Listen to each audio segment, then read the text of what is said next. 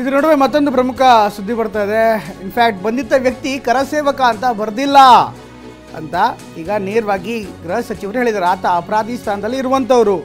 ಈ ಮಾತನ್ನು ಹೇಳ್ತಾ ಇರುವಂಥವ್ರು ಗೃಹ ಸಚಿವ ಪರಮೇಶ್ವರ್. ವಿಪಕ್ಷ ನಾಯಕರು ಹೋಗ್ತಾ ಇದ್ದಾರೆ. ಅದಕ್ಕೆಲ್ಲ ಪೊಲೀಸ್ನವರು ಕಾನೂನು ಪ್ರಕಾರ ಏನು ಕ್ರಮ ತಗೋಬೇಕು ತಗೊಳ್ತಾರೆ.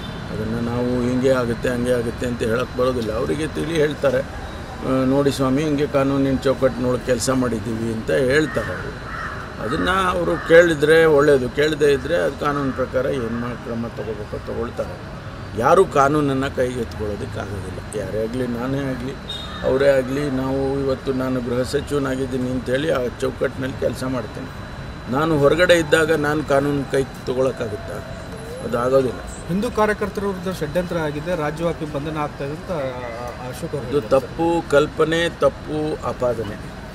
ಆ ರೀತಿ ಯಾವುದು ಕೂಡ ನಾವು ಈಗ 26 ಕೇಸಸ್ಸಲ್ಲಿ ಹೆಚ್ಚು 26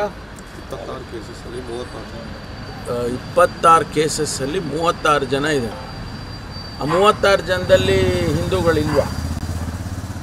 ಅವ್ರ ಬಗ್ಗೆ ಯಾಕೆ ಇವ್ರು ಯಾರು ಮಾತಾಡ್ತಾ ಇಲ್ಲ? ಅವ್ರನ್ನೆಲ್ಲ ಬಿಟ್ಬಿಟ್ರಲ್ಲ. ಅವ್ರು ಹಿಂದೂಗಳಲ್ವ? ಅವರು ಬರೀ ಇವರೊಬ್ಬರೇ.